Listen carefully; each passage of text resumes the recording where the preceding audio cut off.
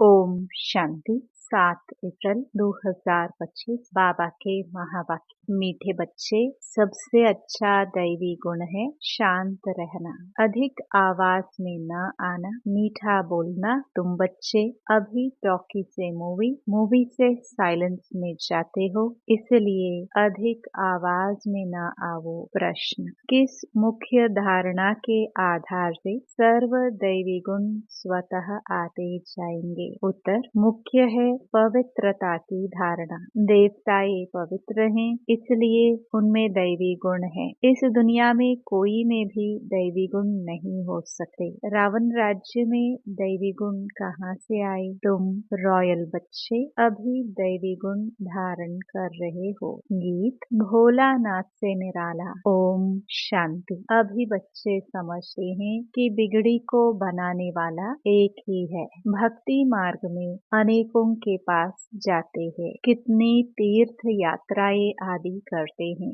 बिगड़ी को बनाने वाला, पतितों को पावन बनाने वाला तो एक ही है। सद्गति दाता, गाइड, लिबरेटर भी वह एक है। अब गायन है, परंतु अनेक मनुष्य, अनेक धर्म, मठ, पंथ, शास्त्र होने कारण अनेक रास्ते ढूंढते रहते हैं। सुख और शांति के लिए सत्संगों में जाते हैं ना। जो नहीं जाते वह मायावी मस्ती में ही मस्त रहते हैं। यह भी तुम बच्चे जानते हो कि अभी कलयुग का अंत है। मनुष्य यह नहीं जानते कि सतयुग कब होता है, अभी क्या है। यह तो कोई बच्चा भी समझ सकता है।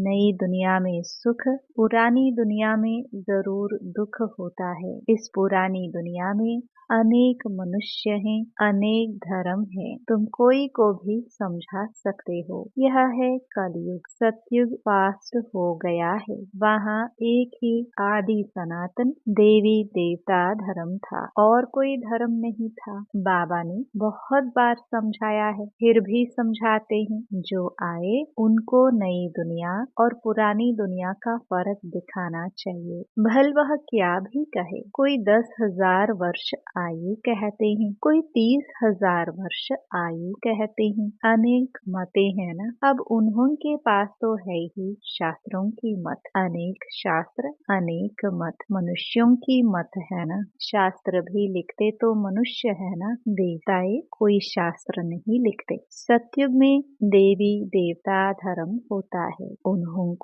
मनुष्य भी नहीं कहा जा सकता। तो जब कोई मित्र संबंधी आदि मिलते हैं तो उनको बैठ यह सुनाना चाहिए। विचार की बात है। नई दुनिया में कितने थोड़े मनुष्य होते हैं, पुरानी दुनिया में कितनी वृद्धि होती है। सतयुग में सिर्फ एक देवता धर्म था, मनुष्य भी थोड़े थे।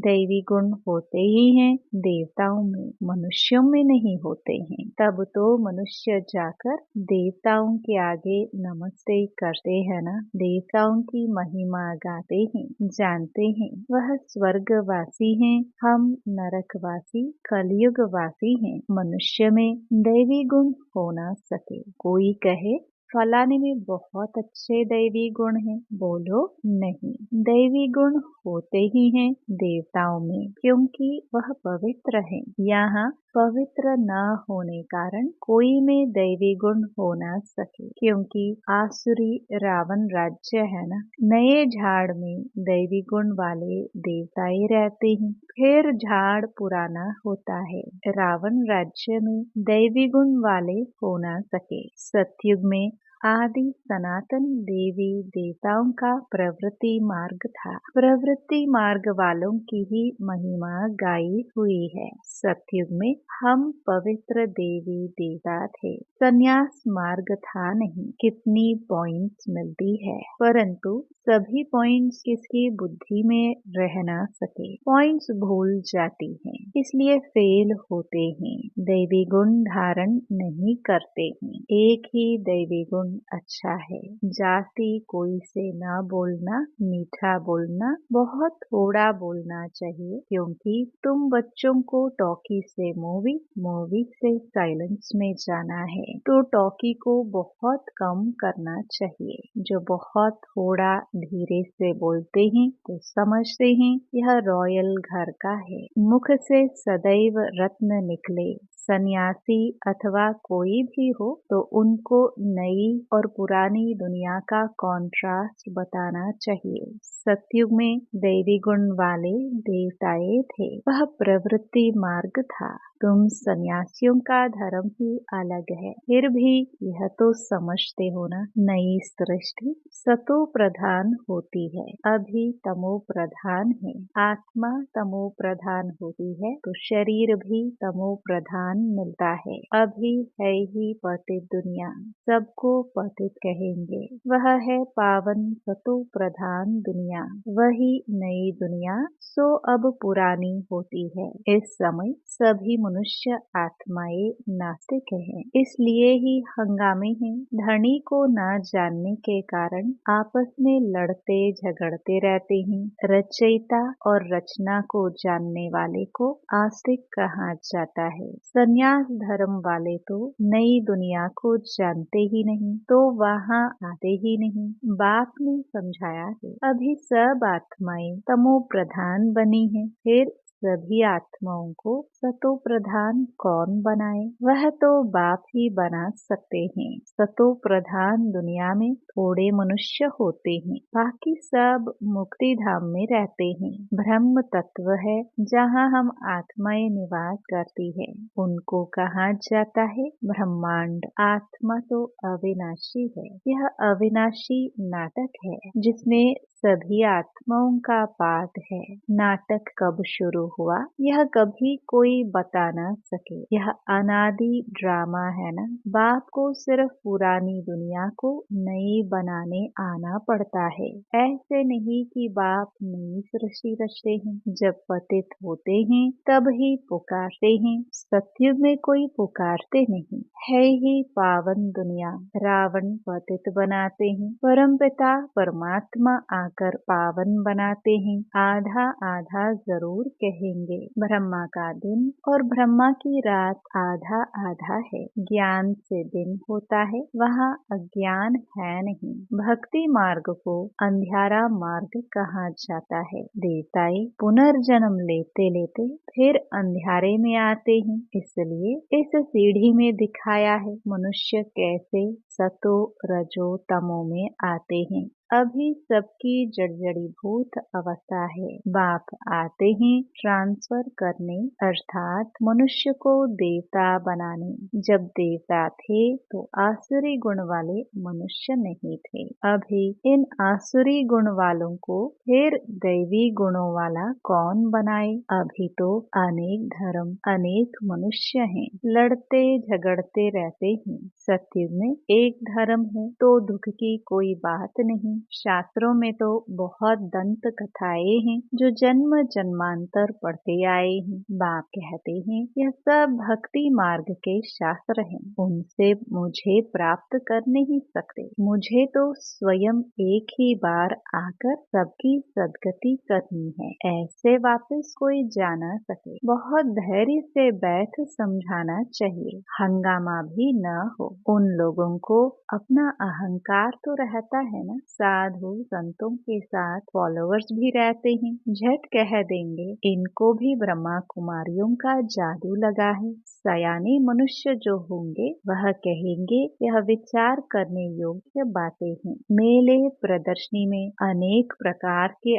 आते हैं ना। प्रदर्शनी आदि में कोई भी आए तो उसे बड़े धैर्य से समझाना चाहिए, जैसे बाबा धीरज से समझा रहे हैं। बहुत जोर से बोलना नहीं चाहिए। प्रदर्शनी में तो बहुत इकट्ठे हो जाते हैं, फिर कह देना चाहिए। आप कुछ टाइम देकर एकांत में आकर समझेंगे तो आपको रचयिता और रचना का राज समझाएंगे। रचना के आदि मध्य अंत का ज्ञान रचयिता बाप ही समझाते हैं। हैं, बाकी तो सब नेति नेति ही करते जाते हैं। कोई भी मनुष्य जा न सके, ज्ञान से सद्गति हो जाती, फिर ज्ञान की दरकार नहीं होती।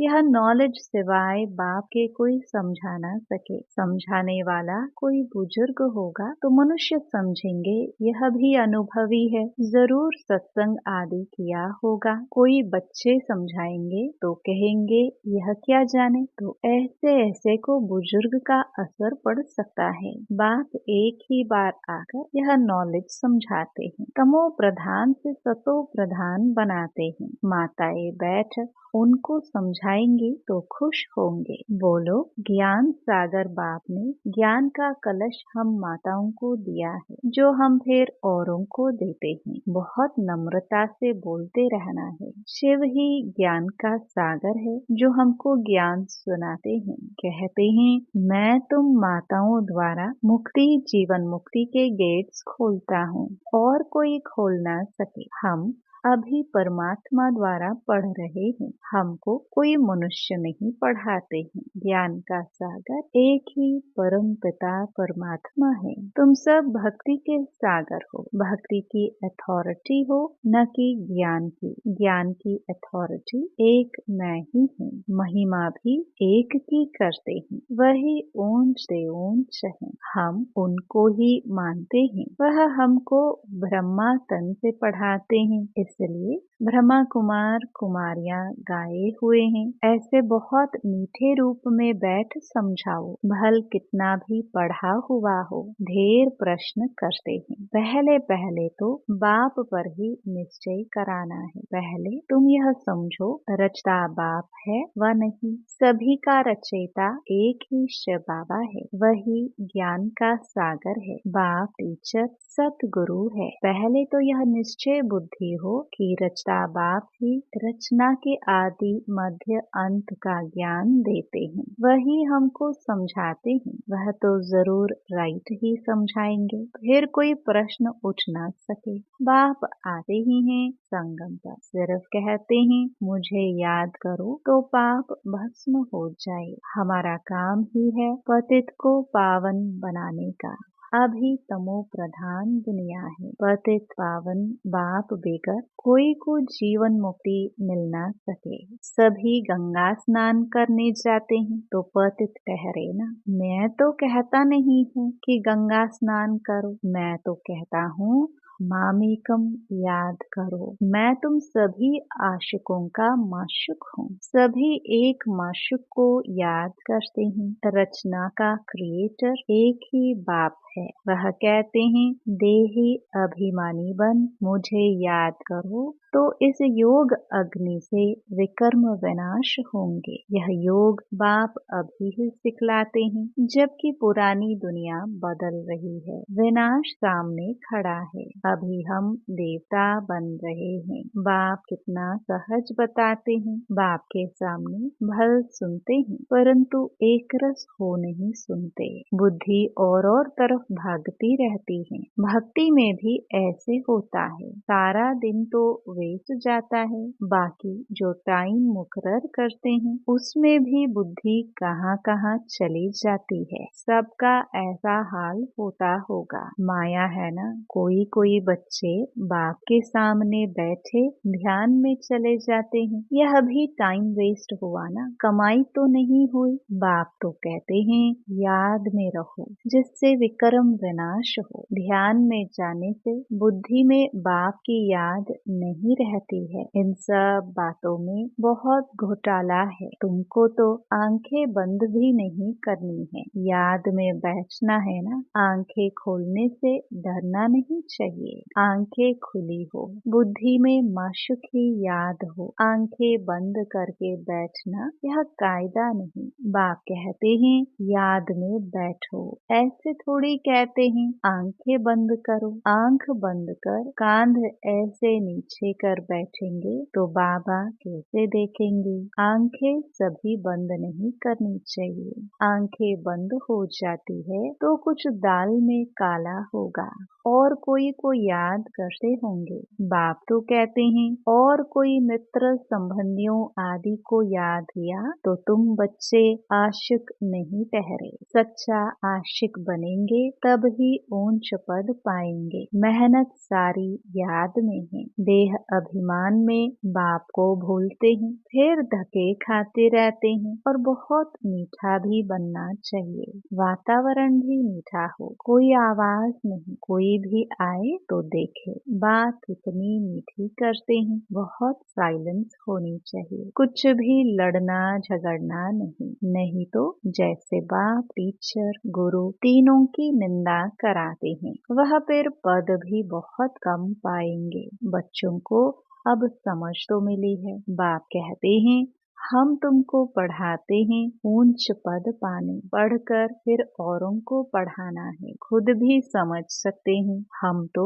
कोई को सुनाते नहीं हैं तो क्या पद पाएंगे। प्रजा नहीं बनाएंगे तो क्या बनेंगे। योग नहीं, ज्ञान नहीं तो फिर जरूर पढ़े हुए के आगे भरी ढोनी पड़ेगी। अपने को देखना चाहिए। इस समय नापास हुए, कम पद पाया तो कल्प कल्पांतर कम पद हो जाएगा। बाप का काम है समझाना। नहीं समझेंगे तो अपना पद भ्रष्ट करेंगे। कैसे किसको समझाना चाहिए वह भी बाबा समझाते रहते हैं। जितना थोड़ा और आहिस्ते बोलेंगे उतना अच्छा है। बाबा सर्विस करने वालों की महिमा भी करते हैं ना, बहुत अच्छी सर्विस करते हैं तो बाबा की दिल पर चढ़ते हैं। सर्विस से ही तो दिल पर चढ़ेंगे ना। याद की यात्रा भी जरूर चाहिए, तभी सतो प्रधान बनेंगे। सजा जास्ती खाएंगे तो पद कम हो जाएगा। पाप भस्म नहीं होते हैं तो सजा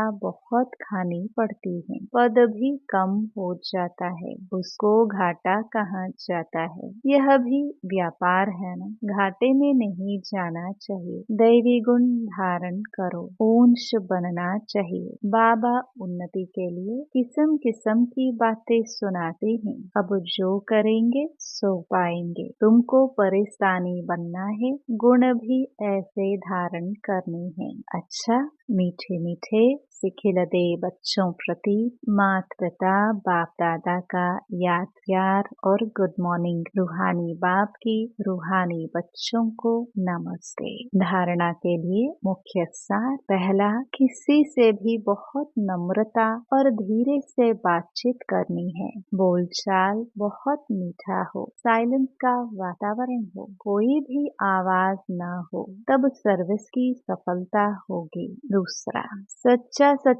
आशिक बन एक माशूक को याद करना है। याद में कभी आंखें बंद कर कांध नीचे करके नहीं बैठना है। देही अभिमानी होकर रहना है। वरदान, सर्व खजानों को स्व के प्रति और औरों के प्रति यूज करने वाले अखंड महादानी भव। जैसे बाप का भंडारा सदा चलता रहता है, रोज देते हैं, ऐसे आपका भी अखंड लंगर चलता रहे। क्योंकि आपके पास ज्ञान का, शक्तियों का, खुशियों का भरपूर भंडारा है। इसे साथ में रखने व यूज करने में कोई भी खतरा नहीं है। यह भंडारा खुला होगा तो चोर नहीं आएगा, बंद रखेंगे तो चोर आ जाएंगे। इसलिए रोज अपने मिले हुए खजानों को देखो और स्व के प्रति और औरों के प्रति यूज करो तो अखंड महादानी बन जाएंगे। स्लोगन, सुने हुए को मनन करो, मनन करने से ही शक्तिशाली बनेंगे। अव्यक्त इशारे, कंबाइंड रूप की स्मृति से सदा विजयी बनो। सेवा और साथी, बा और आप, यह कंबाइंड स्थिति। कंबाइंड सेवा करो तो सदा फरिश्ते स्वरूप का अनुभव करेंगे। सदा बाप के साथ भी हैं और साथी भी हैं। यह डबल अनुभव हो। स्व की लगन में सदा साथ का अनुभव करो और सेवा में सदा साथी का अनुभव करो। ओम शांति।